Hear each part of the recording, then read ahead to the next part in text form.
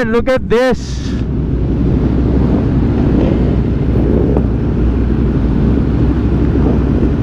Grabe V4R guys, oh. Pogi. Pressure ako pag yun, tabi ko si TJ, feel ko lagi kami dapat mag-wheelie. No! Hindi kaya. Para mag-bounce ka.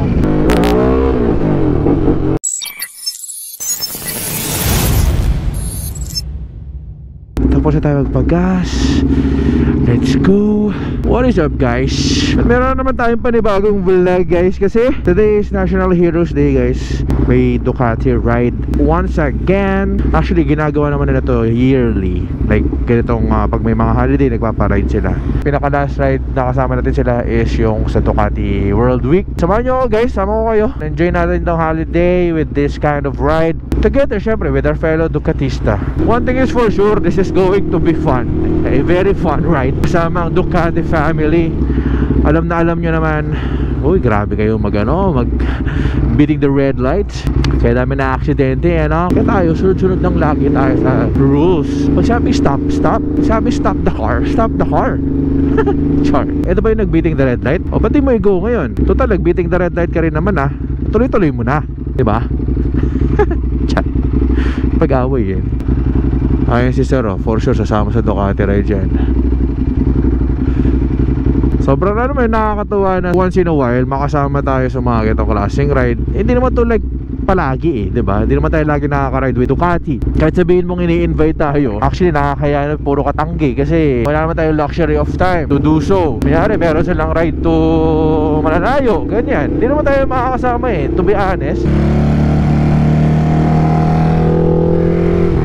Kasi diba meron tayong day job, hindi naman tayo magpaalam para dun. So mga ganito, mga holiday ride, weekend ride, may sineset naman si Ducati, libre naman tayo, wala naman tayong commitment with personal life and our group. Might as well sama tayo. Wala pa ako nakitang ibang manufacturer na ganito mag-set ng ride na super very active when it comes to events, maride sa customers nila. Kumbaga technically this is the after sales na eh. Di ba mag-set ka ng ganyan, free breakfast para sa mga bumili ng motor sa'yo? Dito mo makikita na they value their customers. Ito yung siguro ito na yung way of saying thank you. Technically hindi ko to binili sa Ducati Manila, but still they invite you to come with them, have breakfast with them, and it is really something na you'd be thankful of.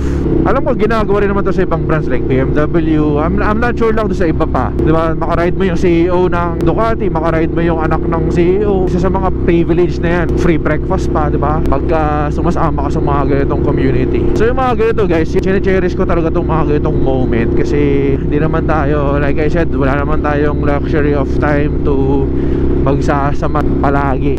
Ito nga lang nakaka-intimidate pagka kayari ganito. Siyempre wala kang kilala. Maganda sa kanila guys, you know, laging may service van, nag-assist para sa'yo, diba? Morning bro. Uy brother, basta? long time ah. Oo nga eh. Saan ka napapadpad ngayon, Paps? Hindi, busy nga sa trabaho eh. You know it's Ducati ride pag may mga ganito. May mga banners, syempre bikes na puro Ducati, tapos may service van dun. Ganyang kalupit si Ducati pag nagpaparide. Then I'll show you yung mga bikes syempre. Hindi ko na isa-isahin pero syempre lineup ng Ducati from Monster to Multistrada. May kasama tayong Hyper oh. Yung gusto natin i-upgrade gusto sakali oh, 950 SP, Fighter, daming Scrambler, daming Monster. Diba? Ganito yung gusto kong Hyper, at the same time ganito yung gusto kong helmet. Pogi ah. Morning. Kasama natin sa idol ko. O nga no. Wala kang invite sa akin eh. Ganun? Oo, di ka sumasagot. Kasi Hindi lang tayo yung mga in-invite for media. Yan, kasama natin si Nudge. Sila All About Wheels ata yung nasa taas. Siyempre, mistake. Medyo hindi pa natin kaya yung mga ginagawa ni Nudge mo lumalapit sa ibang ano. Kasi may yayain tayo, alam nyo naman yun. Bagong gupit. Miko Moto. Idol ko si Miko eh. Ano ba meron ngayon, brother? Brother, today is Alright. our annual National Heroes Day ride. So kaya kita mo, full force ulit tayo. We have clubs from Scrambler, QC, Scrambler Philippines. This ride, pinakamarami dito Monster, because this ride is spearheaded by the Monster Club of the Philippines. Of course, Ducati Club South, full support yan kasi yung kanilang president, si Sen. Aris Luwansing, hometown niya kung saan tayo magbe-breakfast ngayon sa Lipa, Batangas. Tapos Ducati East Club will also support us. Of course, yung ating Multistrada group, owners group. Ang dami natin dito ngayon, as in we're about almost 100. Ito si Renzo guys, siya yung marketing manager ng Ducati. Napakasipag. Ano rin since hilig natin to, di ba? I'm glad na marami akong kasama sa hilig mag-ride. Yung mga kasama ko yung mga Ducatista, di ba? Siguro mga half pa lang tayo. May 30 minutes pa before we take off. So, hintay pa natin si Boss Toti. Kasama natin yun. The whole Alberto family actually. Si Miss Joy, si TJ, si Troy. Talaga? Will be riding with us. Walang waswas. Wala. Na si Nudge. Yan naman ng napakaganda sa umaga, di ba? Tingnan mo sila tatay tsaka si nanay, oh. Ako, monster pa yan guys, ha. Ang mga tinatawag na inspirasyon. Alright guys, so gear up na. Nakapag-briefing na si Renzo. This is it. We're good to go. Safe ride sa ating lahat. Shoutout sa mga umattend dito sa Heroes Ride. Shoutout sa mga Ducatista. Napalo tayo guys kasi full pack yung Alberto family. Nandito sila lahat. Ayun, oh, shoutouts. Boss Natch. Ang head count ata namin guys is 95. Ito yung sinasabi ko guys, you're not just owning a Ducati bike, but look at your community guys. And we're talking about after sales. So this ride is brought to us by and sponsored by Ducati Philippines. Of course, kasama natin si Mistake at saka si Sir Randy. Hindi ko lang na-video ang kanina guys, pero sobrang solid ng Ducati service. Nakita nila tuyo yung chain ko, so nilagyan nila ng chain lube. O diba? I like it, Ducati. Man, look at this.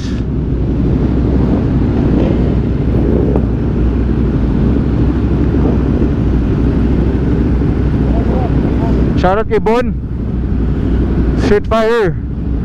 Kalma lang, kalma. Kalma lang. Kalma lang, kalma. Kalma lang. May itulong. Grabe naman. So we try not to was.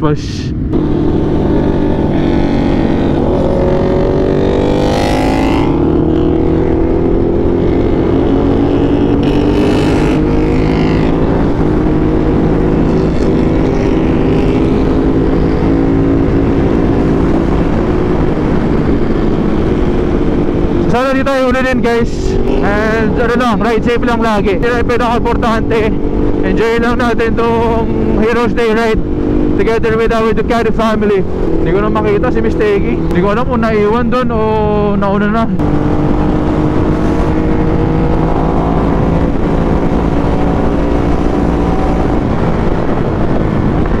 Ito yung V4R guys, oh. Pogi, ano?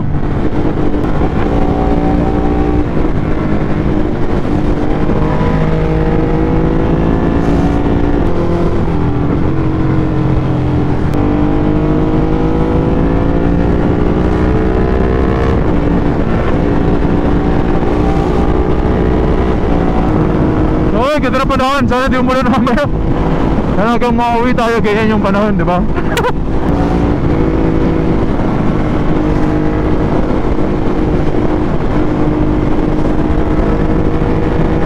Hyper!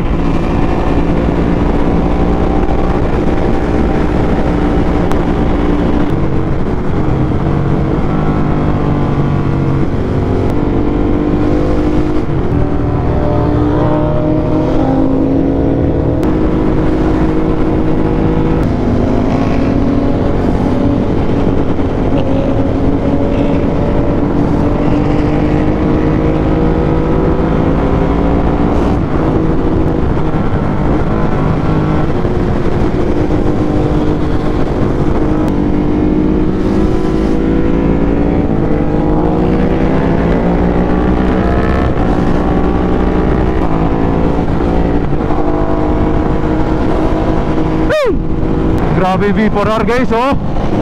Pogi.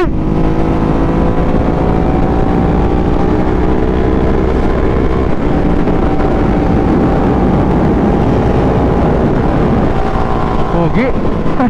So I was talking about yung mga technically mga perks of being in this kind of community, Ducati. Walang pinagkaiba yan sa mga Lamborghini, ganyan. Isipin mo yung mga mayaman, like mga mayaman talagang legit dito. Isipin mo bakit sila bumibili ng mga Ducati, or yung mga nag-startup pa lang want to build a rapport sa community, sa mga ganito mga elite people. Bakit sila bumibili ng mga ganyang klaseng motor, ganitong klaseng kotse, which is yung mga high-end mga Ducati, because number one, connection. Kasi for you to be able na makakuha mo yung market ng ganyang mga elite people, kaya mo sumama sa mga ganitong events, ganitong community. So ako, ito yung isa sa mga kino-consider ko para hindi ako mawala sa trend ng ano bang ginagawa ng mga elite. Eh mo, nagigets nyo ako. Yan, tulad niya, nakakausap natin sila TJ, sila Sir Toti. Although napaka mahihain kong tao, di ko talaga kaya. Although parang medyo nasasayang ko yung opportunity, kasi di ba nga minsan masama tayo sa mga ganitong event, pero di naman tayo nakakausap ng mga elite. Mahihain kasi talaga ako, guys. So yung mga nakakausap ko lang, mga kilala talaga natin. Kumbaga kailangan makausap ko muna sila sa IG, sa Facebook. Tapos pag nakita, doon ako yung makapag-usap. Pero yung dito na hindi ko sila nakakausapin, medyo mahihain talaga ako, not gonna lie. Pero yung isa sa mga workout natin, syempre, kaya dapat medyo kakapalan natin mukha natin pagdating sa mga ganito, diba?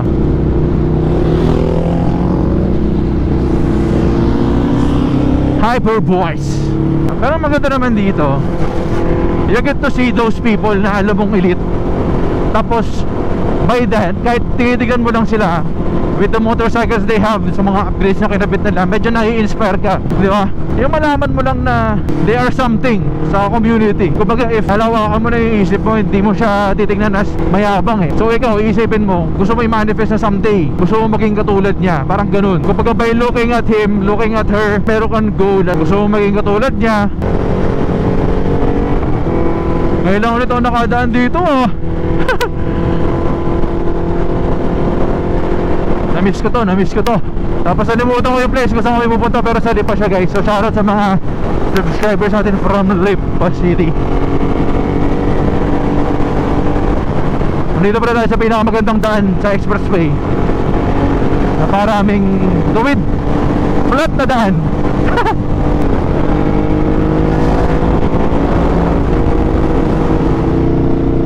TJ Alberto.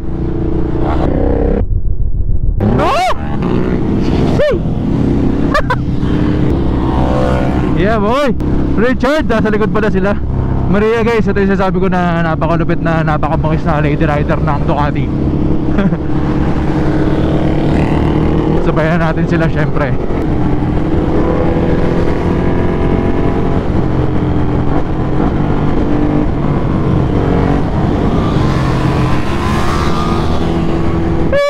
Si Nerds gamit pala niya V2 ata, Street Fighter. Pressure ako pag yun, tabi ko si TJ, feel ko lagi kami dapat mag-wheelie. Hindi ko makakaya Hindi kaya. Hindi ko kaya.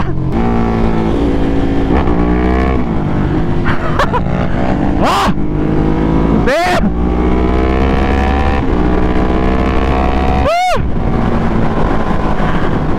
Huwag na pilitin. Yan na lang natin ng mga expert. Uy, Maria, grabe.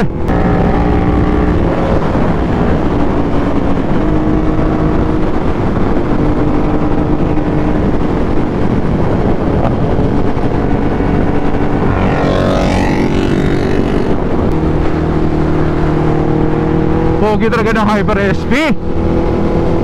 Dream bike. Ito si Troy, gamit niya ang Monster SP, guys. Nagko-compete na rin to si Troy sa ibang bansa, kaya iba rin experience ito. Kapag di mo sila mako-compare ni TJ. For me they're both excellent kung nasaan field sila. Di ba si TJ nasa local dito sa atin, PSBK champion. Ito naman si Troy, grabe naman mga experience ito sa ibang bansa, kaya sobrang solid. Sobrang idol tong dalawang magkapatid na to. Sana makatry tayo ng Monster Ayun lang, problema pagka nasa pila ka. Hindi ko talaga kaya. Ha? Kaka na mabagal. Power wheelie lang ba yun? Power lang? May clutch? Talaga? Tapos dito na yung brake. Para mag-bounce ka. Tanong pa tayo, di naman natin gagawin. Pero at least alam natin yung basic.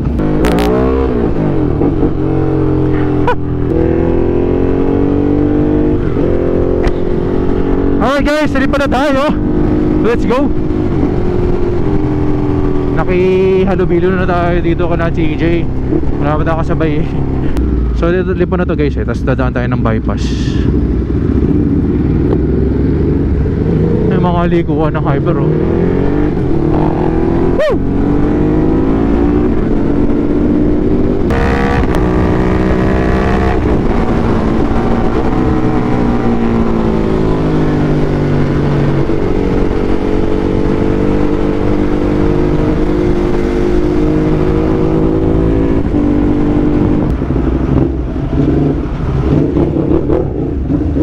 Alright guys, dito tayo sa Hotel 1925. Syempre, dito na yung Ducati event kasi meron na silang pa-banner, pa-flag, parang covered. Ako, madulas ata dito.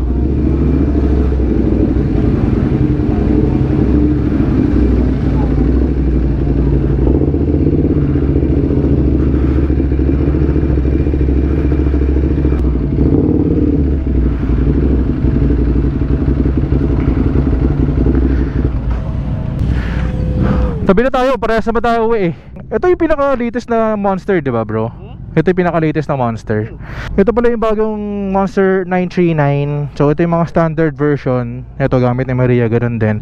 But this one, ito yung SP version. So ito yung pinakita ko sa inyo before, yung nilaunch ng Ducati World Week. Pwede man daw natin tong hiramin sa Ducati. So I can give you back-to-back review, char. Kahit hindi naman ito mahiram natin, at least yung Monster na standard, diba? In celebration pa rin ng 30th anniversary ng Monster. So they have a special discount pa rin natin hanggang ngayon. Parang 750k. You can buy that one standard. Ito kasi nasa 1.1 ba? 1.2? So ito, alam ko pinagkaiba. May mga steering damper din naman. Pero dito, all-ins. Tapos suspension niya front and rear, all-ins. Itong Terminioni, mabibili mo siya sa stock ng SP.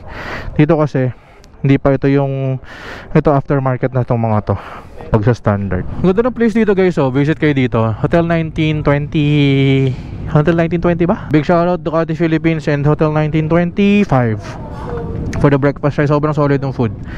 Hindi ko napakita sa inyo kasi nahiya ako mag-vlog dito sa loob. And diba, sobrang mahihain natin. Hindi tayo nakapag-vlog, nakapagpaikot, interview pa ng iba. Ang hirap pag introvert. Kuway-kuway sa mga introvert dyan, char. Successful Heroes Day ride ng Ducati Philippines. Congrats sa ating lahat. So the rest are paalis na. Muulan lang guys, kaya medyo hassle pa sa kalsada. Dumaaraw naman na ngayon. Pogi na Park Speak. Ride safe sa lahat. Ride safe. Shoutout kay brother, taga Batangas City, sir. Lagi mo sa kanto? Sino? Oh, punta ka dun. Punta ka dun. Ayun oh. So nantay lang natin sila Richard tsaka sila DJ. Sabay-sabay ata kami alis. So yun, big shoutout sa Ducati community. Sobrang solid talaga magpa-ride as in. So guys, if you're planning to buy Ducati bike, ito yung mga i-expect nyo mangyayari na after sale service nila. So usually may mga pa-breakfast ride, may mga rides silang sini-sponsor para mag-get together lahat ng mga Ducatista, diba? Alright guys, lista tayo. Sabayan natin sila Chad. Buti umaraw tsaka natuyo yung daan. So uwi na tayo ng Manila guys. Sabay natin Richard tsaka si Maria. Magjowa sila guys, parehas Ducatista.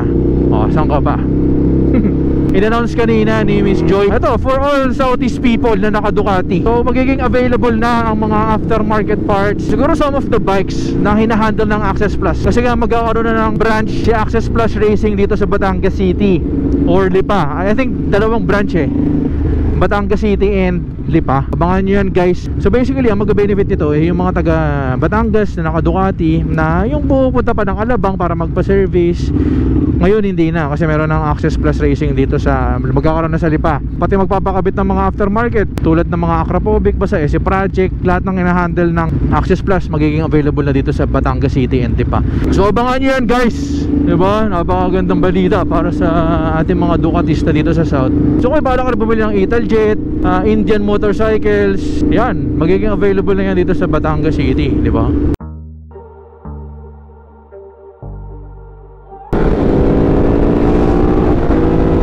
Keeping up with the Alberto.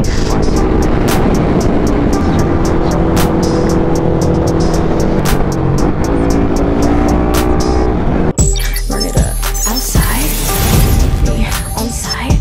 If you wanna go outside, talk cheap, pay the price. Run it up outside, you can meet me on site. If you wanna go outside, talk cheap, pay the price. I've been up, no sleep. I'm a big, big dog, you ride with the sheep.